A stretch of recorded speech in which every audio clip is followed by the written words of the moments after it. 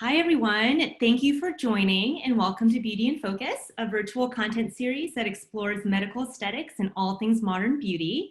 My name is Carolyn Sue. I'm the head of content at Real Self, and I will be your moderator today.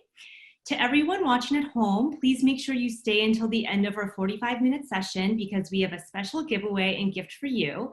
It's a deluxe sample of SkinCeuticals Discoloration Defense, a daily use correcting serum that targets visible skin discoloration for brighter, more even looking skin. We have also asked the audience to submit some of their questions today ahead of time, so we'll be asking our experts to answer them throughout this panel. Today's episode is focused on diversity in beauty. Our experts are going to share their favorite products, treatments, and beauty solutions for skin of color. They will also break down why skin tone affects the outcome of certain cosmetic treatments and share their favorite alternatives. And we'll also talk a little bit about how the broader beauty industry is addressing diversity. So please join me in welcoming our guests. We have Rachel Lindsay, an attorney, media personality, speaker, and podcast host. Thanks for being here with us today, Rachel. Very happy to be here. Thanks for having me. We have Dr. Camille Cash, a board-certified plastic surgeon based in Houston, Texas. Welcome, doctor.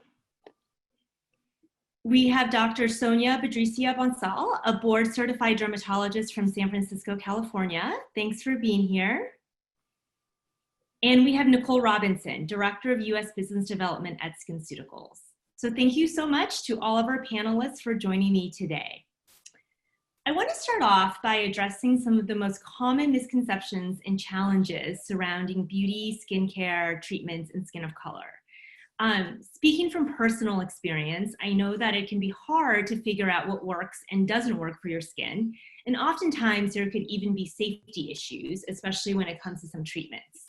So as an Asian American woman, my skin can be prone to hyperpigmentation. And I've had the unfortunate experience of actually experiencing hyperpigmentation after a laser treatment that wasn't actually really suitable for my skin type. And then, of course, I didn't know what type of products would be appropriate or effective to treat that. And on top of all that, I was like, so do I take the word of the doctor who gave me the laser in the first place? So I think that's just one small example of some of the challenges that people of color can face when we're trying to understand what works from us from a beauty perspective. So to kind of kick us off, one question that I have for each of our panelists today is, what are some of the challenges that you've personally experienced as women of color when it comes to skincare or beauty and figuring out what works for you? Do you want to start, Rachel? Sure. I'll go first.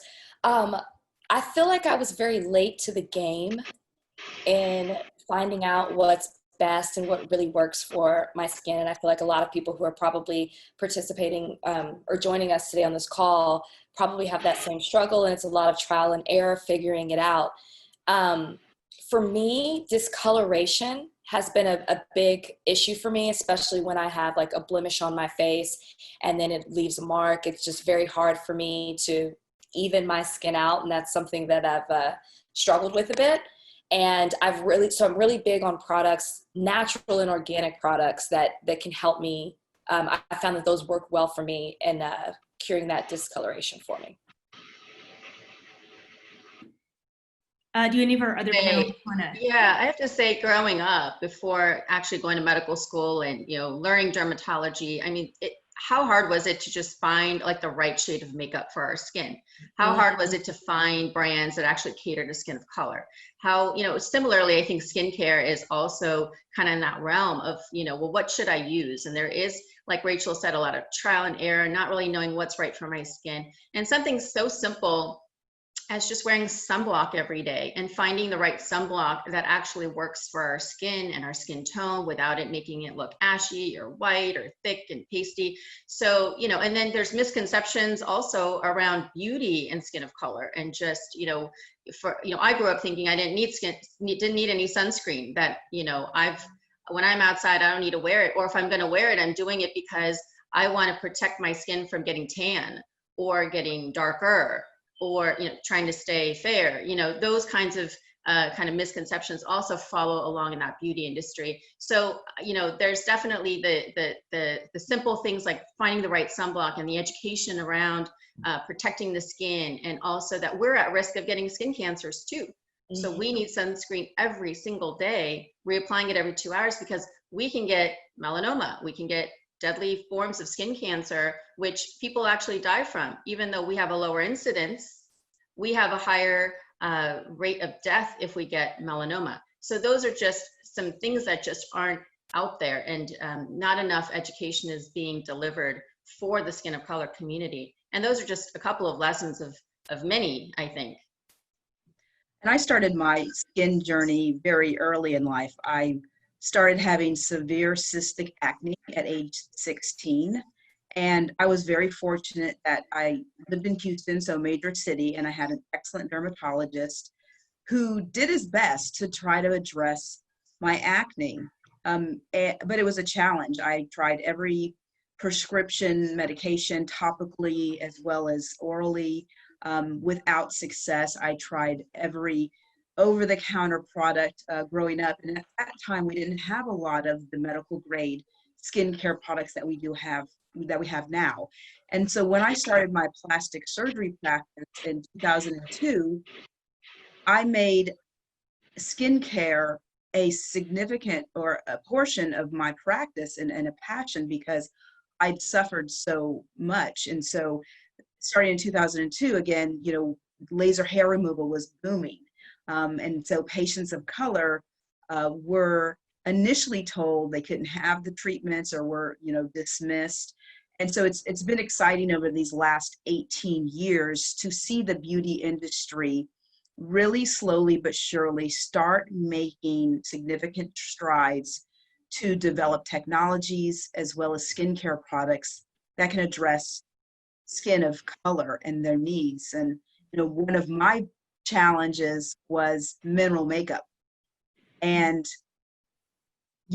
I was approached to mineral makeup. It's let your skin breathe, it's healthy, it's natural, it's a natural sunblock, it's an anti-acneic product, and I was like, oh, this is wonderful, this is great. And then every shade I put on was like, oh, that didn't work with my skin color.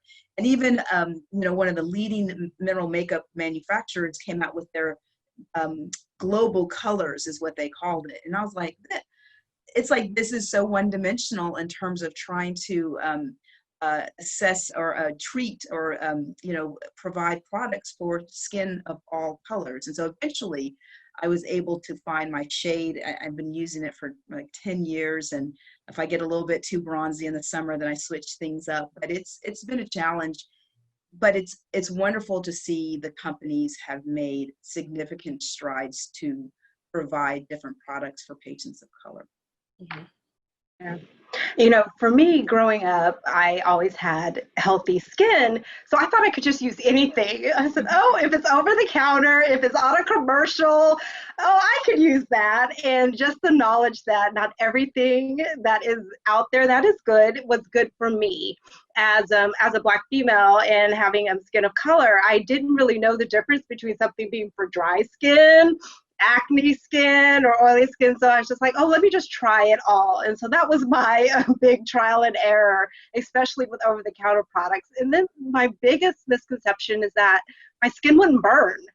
I could go out in the sun and spend all day in the sun. I could put on my my beautiful oils and that good coconut oil that you would think, oh, I'm not going to bake. Well, I baked like a chicken out there.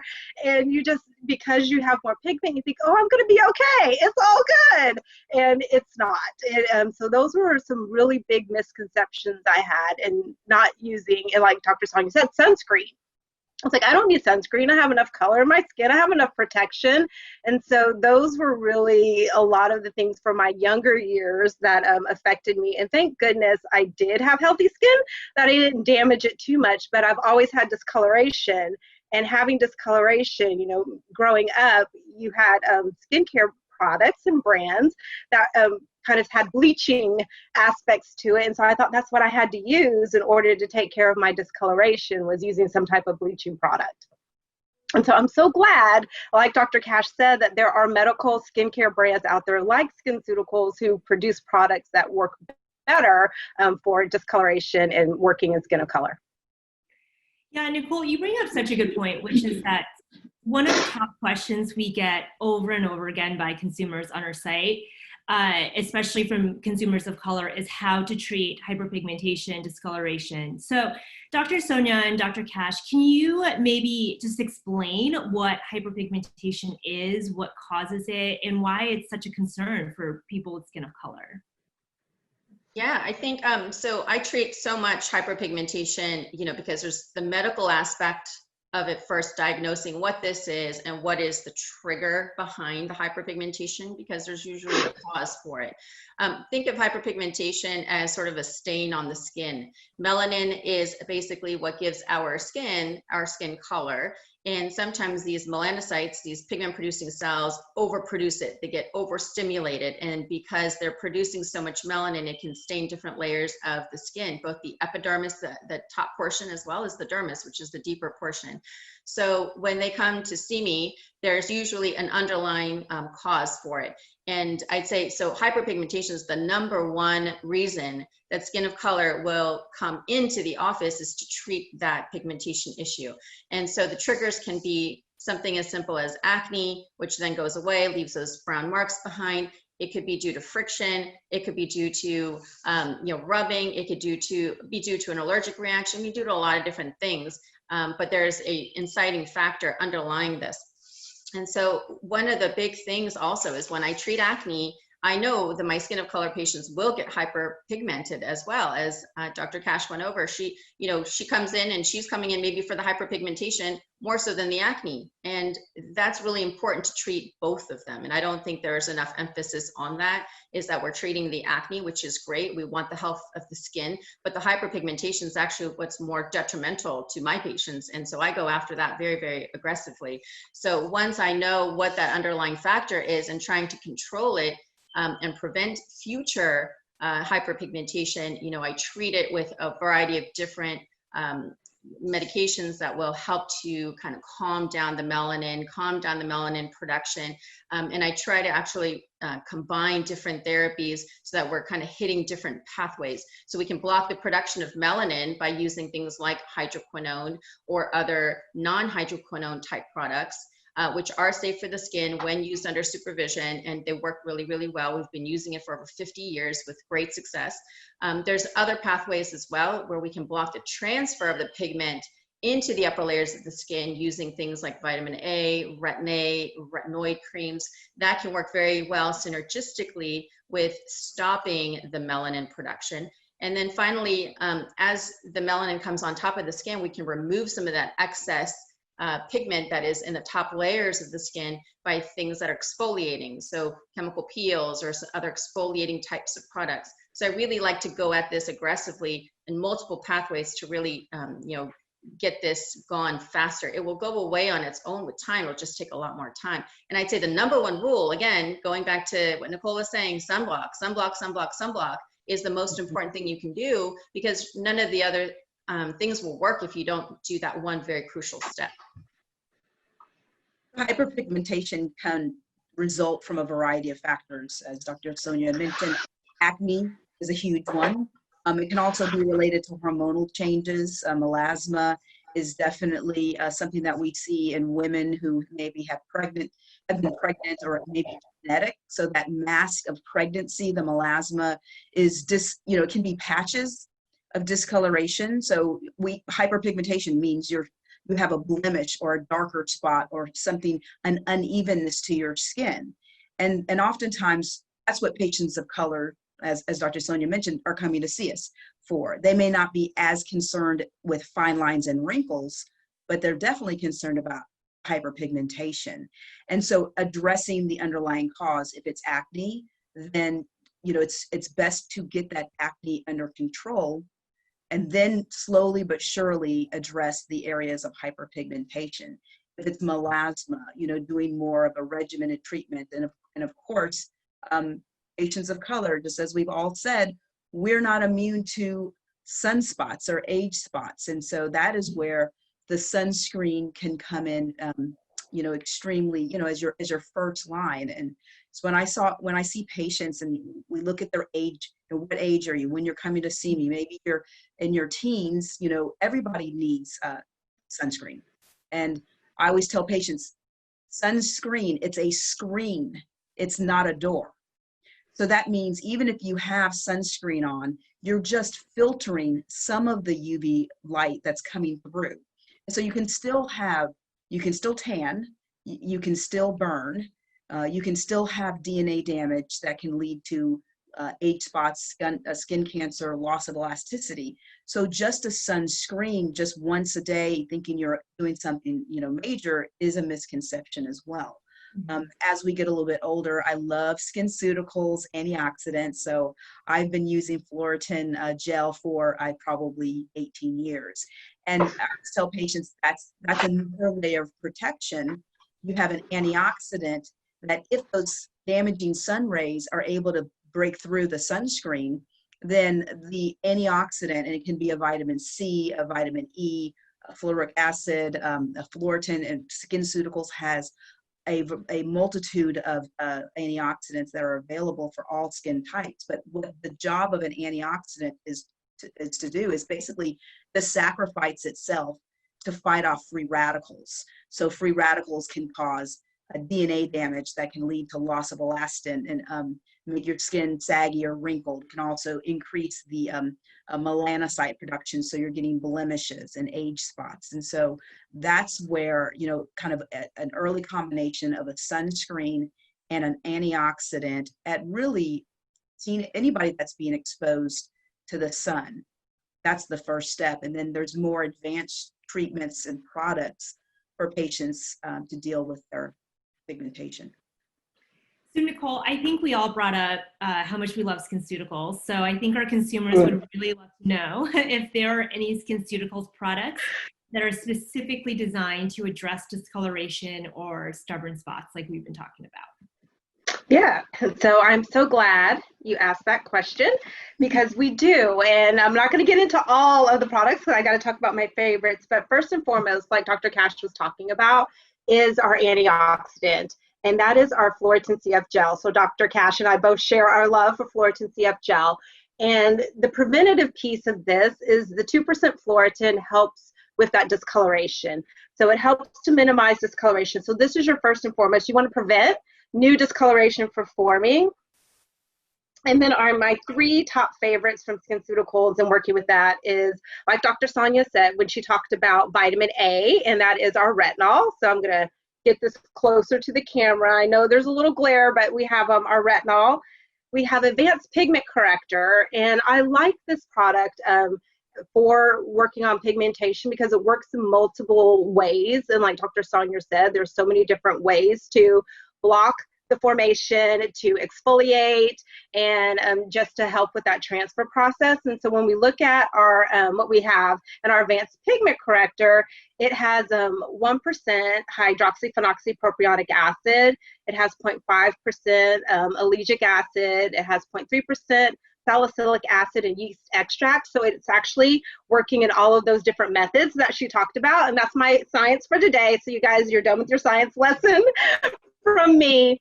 And then as we talked about, that special gift is the discoloration defense. And so SkinCeuticals has this great discoloration defense that has a combination of tranexamic acid. And this is great, and the doctors can tell you more about this as an ingredient. It's a fantastic ingredient to work on discoloration. Kojic acid, as well as it's a combination with niacinamide and HEPAS for exfoliation. So those are our top products when you're targeting discoloration, not only from brown spots, but brown patches as well. And Rachel, a lot of our viewers wrote in because they would love to know about your skincare routine, whether there are ingredients that you love that work for any of the concerns you talked about, or just to give you that overall glowing skin that you're rocking right now. So, do you have any favorite ingredients or any discoveries that you would like to share? Yes. So it's funny because, I said I was late to the game when it came to taking care of my skin. And like Nicole, I took advantage of my skin always being, it was pretty easy to manage. And truth be told, I used to go to sleep. I think I've said this before, and I would only put rubbing alcohol on my face at night. That was my skincare routine. I look at the doctors' faces. I really look at their faces. but it would work for me. If I would see a blemish or something, I would just say, oh, let me just get some rubbing alcohol and put it all over my face. Then I realized that my skin was changing as I got into my 30s. So I'm listening to some of the things that doctors are saying, you know, maybe it's hormonal, not sure what it is, but I've developed adult acne in my 30s, which is something that I, you know, really didn't know how to combat because I had never really experienced it before. And also being on television wearing makeup so much and having to like use sponges and brushes on my face, my skin is reacting in a different way. So I've really stepped up my skincare routine in response to everything that's going on. So I use either organic or natural products, and I specifically like ingredients like a vitamin C, a vitamin E. I've been into exfoliating my skin. There's this sugar scrub that I love. It's from Tula that I like to use to exfoliate my skin, and I try to do that twice, maybe 3 times a week. And then I wash my face. I use, it changes each time. I use a vitamin C serum that I like to put on my face. Then also one that has vitamin E. I use these products called Eminence. I'm not sure if you're familiar with them. And then I moisturize. So I've learned I had never thought my skin needed moisture because I have oily skin, and I just thought, oh, I just need to dry it out. This is where the rubbing alcohol came in. So I make sure to use moisturizer on my face as well as on my neck. I also at night put a mask on my face, probably 2 to 3 times a week as well. But yes, I have a 4 to 5 step routine that I use now as opposed to just using rubbing alcohol, which carried me up until my 30s. Sounds like you're a fan of antioxidants too that we've been talking about. Yeah. So now that we've kind of gone through some products, I'd also love to discuss in-office procedures. You know, at Real Self, our community loves having options and exploring different treatments for their skin concerns as well. So my first question is to Dr. Sonia and Dr. Cash. How does skin tone affect the outcome of certain cosmetic treatments? For example, we have a lot of consumers asking us about lasers. So whether it's for treating acne scars, overall brightening, or laser hair removal, but we also know there are some safety concerns that patients of color should be aware of when it comes to treatments. So first of all, what are some of these safety concerns that consumers of color should know about? And then are there any treatments that just should be avoided completely from your expert opinions? Well, I think there's been such great advancements in, you know, laser science and laser technology. You know, as Dr. Cash was saying before, it was like, no one get laser hair removal with skin of color because it's going to burn you and it's going to cause problems. And thankfully, over the last couple of decades, there have been advancements made which have made it safer, which have made it you know, easier for skin of color patients to come in to get very common skin conditions treated. So, you know, pseudofolliculitis or ingrown hair follicles works so great with laser hair removal. You know, acne and PIH, there's some Q-switch lasers that can also help. There's skin tightening and radiofrequency technologies that are very, very safe. There's microneedling that has come a long way with helping with skin of color and acne scarring. There's PRP, using your own blood and microneedling to help with rejuvenating your skin and giving it a glow. There's hair loss and hair thinning with PRP that can also help with growing hair. So, you know, there's so many new technologies that have been out there that have actually targeted more of skin of color. So I'm really excited about that and what is to come into the future. But, you know, with the advancements also, these are some of the riskiest procedures that we do in skin of color because there is high risks of bad things happening and complications happening, especially if, you know, you don't have an experienced provider. Experienced hands are really, really, really crucial and really important because, like you said, Carolyn, you had the experience where you had hyperpigmentation and then, you know, not knowing if the provider can treat a complication. So that's really important that that provider has experience in skin of color and also knows how to treat complications should they arise, because this is still, you know, nothing is 100%. There's risk with everything that we do, including lasers, including surgery. So I think that's really important, is to make sure that whoever you go to is experienced, We are very mindful when we have a skin of color patient. We are very comprehensive. We want to make sure, you know, I could have a blonde hair, blue-eyed person coming in, and I can't make the assumption that they don't have any ethnicity in them. So it's very important that those kind of things can actually, you know, trick the provider, and they don't realize that this is a skin of color patient, and now they're getting the complications of the ethnic background that they were unaware of. So it's important to let your provider know if, you know, what sort of background, what ethnicity you are, because that is going to make a big difference in terms of the laser that they choose.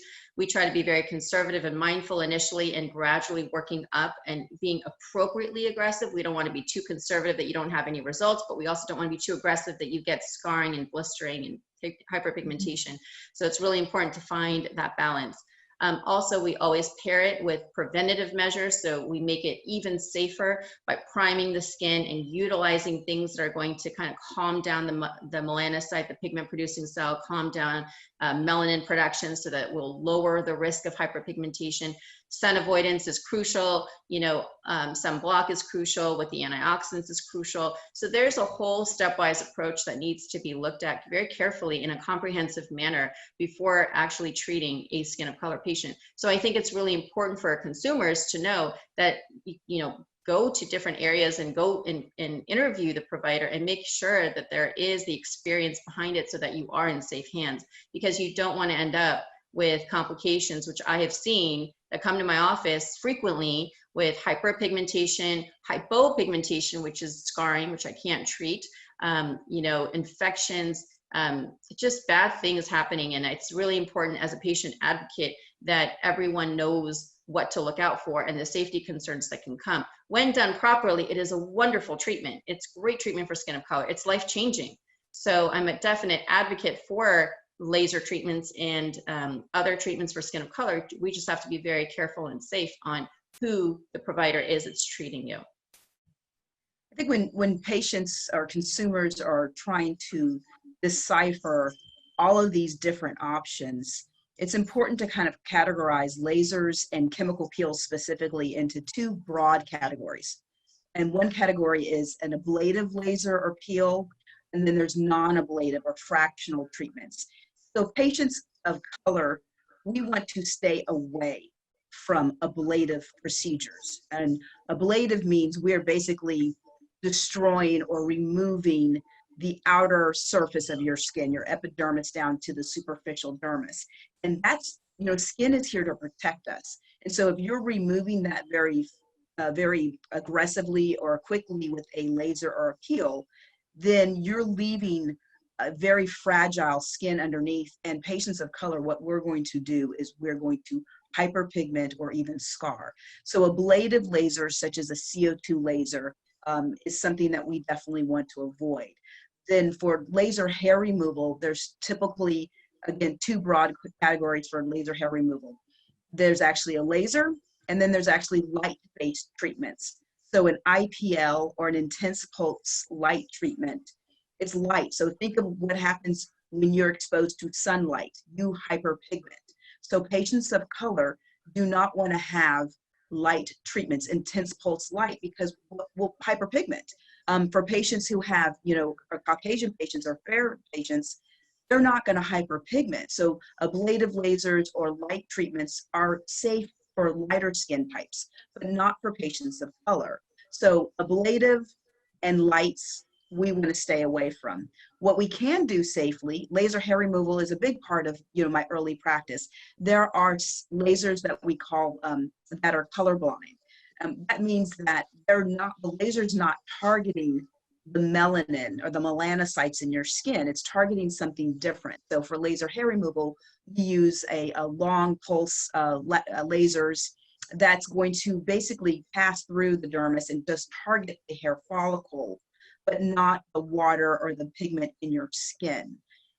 Non-ablative or fractional lasers are not going to just obliterate or remove the first layer of skin, but may actually, fraction means we're going to punch holes in the skin. We're going to make grid holes so that all of the skin's not gone, but a significant enough of the skin has been treated so it can exfoliate and it can treat pigmentation. So there's a lot of options out there. And that's just a little bit of information for for patients of color to understand is ablative bad, light treatments bad, non-ablative or fractional treatments or more superficial peels can be done safely.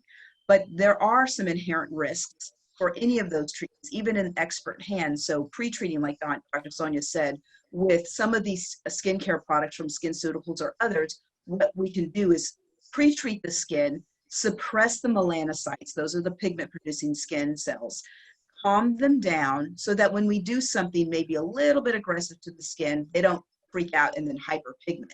They're actually just kind of like, okay, and they can handle it. And you can still get beautiful results from lasers or deeper peels or radio frequency with microneedling.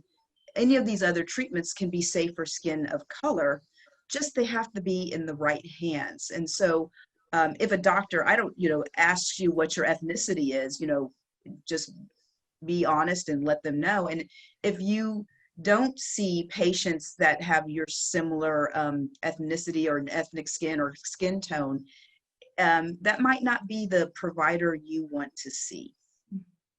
Yeah. Nicole, I know that SkinCeuticals also offers a range of professional treatments in provider offices, many of which are safe for consumers across the Fitzpatrick scale. Are there any treatments that you recommend for medium to dark skin tones specifically? Yeah, so as Dr. Cash said, she's talking about chemical peels, and SkinCeuticals has a complete chemical peel line, and we have chemical peels that are safe. And when you talk about, Carolyn, the Fitzpatrick scale, and Dr. Sonia may chime in on this because I'm going to give the layman's version of the Fitzpatrick scale, but it was developed in 1975, so 45 years ago, and it was a way to look at different skin and the response of different skin to UV light. And Dr. Cash just talked about UV light and that not being good. And so when you look at UV light, there's a scale from type 1 to type 6, and that is always burns in UV light to never burns in UV light. And so when you look across that scale, that's how you determine what you can use, and that's how a lot of studies for skin is looked at. So for SkinCeuticals, we have our micropeels that are micropeels that are glycolic acid peels, and so they're very safe for where you would find skin of color falling in between that Fitz 5 and 6 category on that Fitzpatrick scale. We have an advanced corrective peel that really targets discoloration, and that has been safety tested for Fitz 1 through Fitz 5.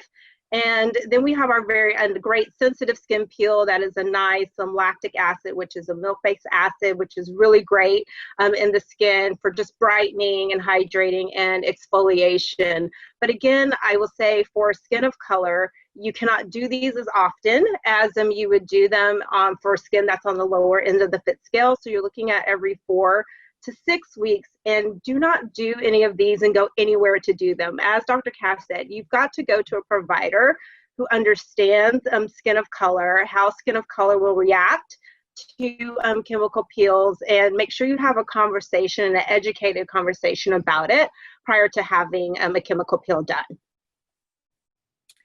Yeah, Dr. Sonia, are there any treatments, I know we talked about lasers and peels, are there any other treatments that you perform a lot in your practice, such as injectables, Botox or fillers, that are totally appropriate for skin of any color and safe?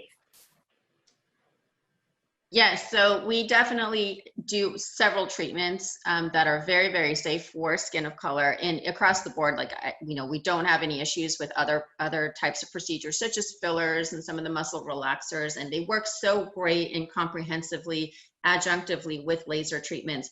But in addition, surgical procedures, body contouring, things that use more of the freezing devices and heating devices that can also help with body contouring. Hair thinning and hair loss, we'll do hair transplants. Again, very safe procedures, and always taking into consideration skin of color and any complications that can arise from that, including keloids and the excessive scars that can actually form in the skin of color. We're very vigilant about that. We make the effort to make sure safety is first. So head and neck, we don't have as much of that issue with keloids versus more of the truncal. And I'm sure Dr. Cash can speak on the surgical part, where that is a big concern with keloids and just how the body heals when it comes to skin of color. So doing everything that you can preventatively, and then knowing how to treat when those kinds of complications arise.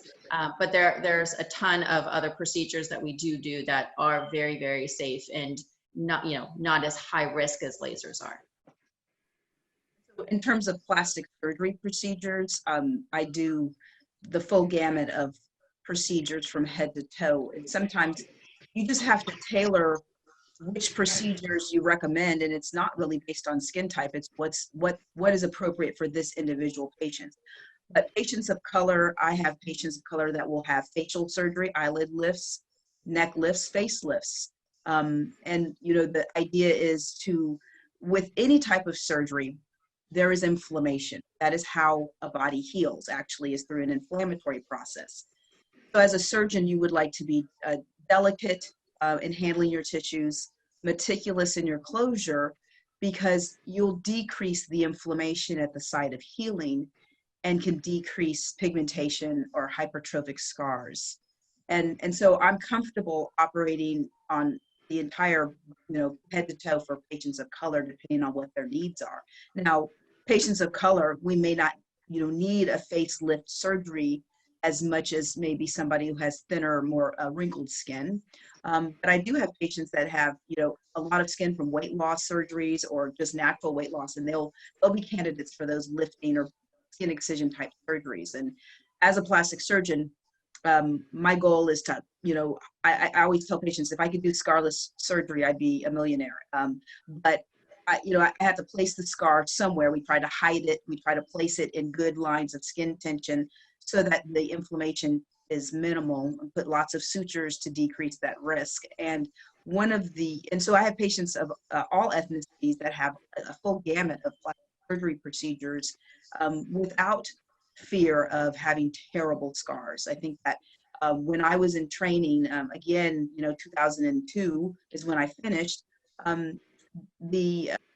some doctors were afraid to operate on patients of color because they just assumed that we were all going to make keloids. And one of the key points that patients need to understand is what's the difference between a keloid and the difference between a hypertrophic scar. A keloid is really almost like a tumor. It starts in a scar or an area of trauma, but it overgrows that initial area. So if you've got, say, earring piercing, you've got a small hole from where the earring was pierced, but you may have basically a large tumor that grows at that ear piercing, and that's a keloid. If you have a scar, say, on your knee or your shoulder, which is an area of motion, and your scar is a little wide or a little raised, but it's not forming a clump or a lump or painful, tender, growing mass, that's considered a hypertrophic scar.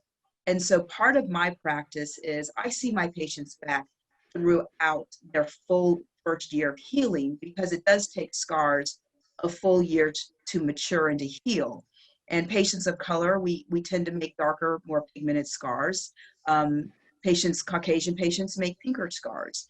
And there's a kind of a time frame when collagen production increases, scars can thicken, can darken. And that is an excellent time to treat them with a little Kenalog or steroid injection or laser treatments. And yes, there are lasers that can be used on patients of colored scars as healing to give them better outcomes. So it's just important. There's lots of different options. And again, technology has come a long way. But again, the technology is only as good as the operator that uses them. So critical to, find a physician that's comfortable with skin of color, so that, because I really pride myself on, patients getting the best scar outcome possible. And there's a lot of products that are at my disposal that I can recommend to patients to give them those best outcomes. I think that's such a great takeaway for our consumers is it's not just about the technology, but about who's administering the technology. And you really have to find, whether it's a dermatologist, a plastic surgeon, esthetician, whatever you're going for, to find a provider that has experience and that you trust. So, Rachel, we had a couple of viewers write in, and they want to know if there's a skincare treatment or procedure, or anything that you love getting now, anything that you wish you discovered earlier, or what has been your biggest learning about your skin and how best to treat it. Well, I will say I've learned a lot, not just, in my years, but also just listening to this panel. I mean, you guys are insanely informative, and I should have been taking notes, honestly. I'm learning so much from you all. But for me, I learned that I was taking care of every aspect of myself except for my skin, which is crazy, right? It doesn't make any sense. Physically, I was working out. I was paying attention to what I was feeding myself and putting into my body, but I was not taking care of my skin. So I've recently really been into facials, and a particular facial that I love is a hydrofacial. Sometimes facials can be very painful for me when they're extracting the acne or whatever is under the skin. And with the hydrofacial, they use a suction. And so it's not as painful at all. So I would highly recommend to anyone, if you're interested in getting facials and taking care of your skin that way, to try a hydrofacial. And my skin was butter. It looked like butter. It felt like butter. It's amazing. Oh, what a great tip. So I also want to pull back a little bit as we're kind of nearing the end of our panel and just talk a little bit about the beauty industry as a whole, because we started off talking about some of our challenges. And I'm curious, we've seen more conversations and more diversity in marketing, and I think some more inclusiveness in products, such as with like foundation shades that we all, struggle to find the right color, I would say even just a few years ago. But I think we also shared today that there are still some areas for improvement. So I'm curious to all of our panelists today, what are some areas where you think the industry is doing better at addressing the needs of its diverse audience? And what are some areas or needs that you feel like are still being overlooked by brands, or where the industry can still do better? Well, I think that part of the changes that need to happen as we go through this movement for, diversity and inclusivity is really, it starts from the top. It starts from its leaders. It starts from the DNA of the organization, in my opinion, in order to really bring about authentic changes that are needed. That's going to be sustainable. So it's not just a trend to talk about skin of color. This is here to stay. This is who we are. This is the face of America. And I think that sometimes companies do take some time. It can be a slow progress. Thankfully, there is progress. In my opinion, it could be made a little bit more rapidly, more faster to try to catch up. But that's, not unusual, including, other industries, including even medical education, including, Hollywood. So, I mean, there's some things that we just need to catch up with. It's taking some time. I think that the good news is it's happening. It would be great to see more of the smaller brands getting some more funding, getting some more mentorship and investment opportunities, that the bigger corporations can maybe help out in that regard. I think more R&D development is absolute. When I was writing a book on skin of color, treatments for skin of color, I can't tell you how difficult it was for me to go through thousands of research articles that are out there, but really finding only handfuls of articles that actually included skin of color, included pictures of skin of color, included the Fitzpatrick's 4 through 6. So I think there's still a wave of information to be sought out just by inclusivity of our research and development teams. But I think that the good news is it's happening, and I think that there's from where I grew up, there was lack of representation. There's more representation, but there's still more representation needed. All the shades in the middle, like talk about the 50 shades of beautiful, like all 50 shades really need to be addressed and looked at and targeted, because it's important for us to know, especially the next generation, that all shades are beautiful, all shades matter, all shades are seen, and that we don't want to be forgotten. We don't want to be ignored. It's part of the changing face of America. In 2050, we know that the minority will become the majority. So it's just a matter of time, I think, for corporations and industry to kind of, catch up. We're obviously at a point of inflection in this country where the brutal murders that have been televised of men and women of color, specifically African Americans, has really galvanized this country behind a real need for change. And it's an exciting time. It's a tragic time. It's just sad that it took this to get some conversations going. But I have, in the last 2 months, been connected with thought leaders in plastic surgery societies, major pharmaceutical companies, media companies that are really sincerely interested in continuing the dialogue about diversity on all levels and whatever industry they happen to be in, and how to increase representation or have this as a conversation. And so, the medical, the numbers of minorities, African Americans and Latin Americans, specifically Native Americans in medical school, is no better than it was when I went to medical school in the late 90s. And so that's tragic, that we don't have those people in the pipeline. There needs to be diversity within the technology company. There's brilliant minds out there. Their voices need to be heard. And as the world evolves, the patients of color, we will be the majority.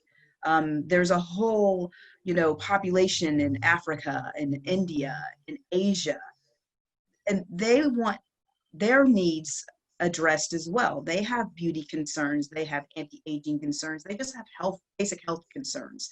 And so it's a great inflection point. It's a great call to action for all industries to pay attention and to recognize the value of investing in patients of color. Yeah. And Dr. Cash and Dr. Sonia, you're so right. And it gives me such pride to work for L'Oreal and to be a part of SkinCeuticals, because they have stood up and they are standing up. And we have partnered now with the Skin of Color Society, which is a dermatology society of doctors who really target skin of color to educate not only consumers, but to help. Now we are helping them with education of future residents who are coming into the medical field as dermatologists, educating doctors who don't have a large population of patients of color, but who may treat skin of color so that they are comfortable, because that's where we also see a lacking for skin of color of doctors who are comfortable in treating skin of color. And Dr. Cash, we are in a state where skin of color is a majority. It is a majority here in the state of Texas. And so, but we have a minority of skin of color doctors. And so that's what's so great about these societies and having the conversations that you're having. And so what SkinCeuticals is now doing is the second Tuesday of every month on Instagram, we have a conversation about skin of color. We've got to educate consumers on their skin to give them comfort. I was not comfortable in conversations about my skin growing up. Like I said, I had no idea what was good to use, what wasn't. So conversations like we're having today, conversations with you ladies about, and these physicians about skin of color, is what's important. To get the consumer involved, to get you educated on your skin, to have physicians who are passionate and powerful in the movement to really step out and educate everybody on what it is to treat skin of color, not just their own patients, but to speak out about it. This is what it's going to take to make a difference and to make a change. And where I see this is going to help us is as we educate consumers, they'll be more willing to engage in the clinical studies. There are clinical studies that need to happen, but you've got to have skin of color in these clinical studies to really evaluate the efficacy of products in using skin of color. And we don't always, we're not always willing to step up and say, yes, I'll do it, because we don't know what the effect's going to be. And it is a visible effect when something doesn't go right in a clinical trial. So these conversations, I think, help with all of that to bring us to a place where we can do better. And we will do better, but it's conversations like this that start it, and we just have to continue it. Well, thank you so much to all of our incredible speakers today. Thank you so much to our panel, just these amazing insights and education points as well. So every viewer today is being gifted a deluxe sample of SkinCeuticals Discoloration Defense. You will receive an email within 24 hours with more information on how to claim your sample. And I also want to thank everyone who asked questions today. We have a lot of great content on our site at realself.com/news, and we'll be sending out some related articles that answer additional common consumer questions. So thank you again today for this very important conversation. Make sure to follow Real Self on Instagram at Real Self, and stay tuned for future Beauty in Focus episodes. Thank you.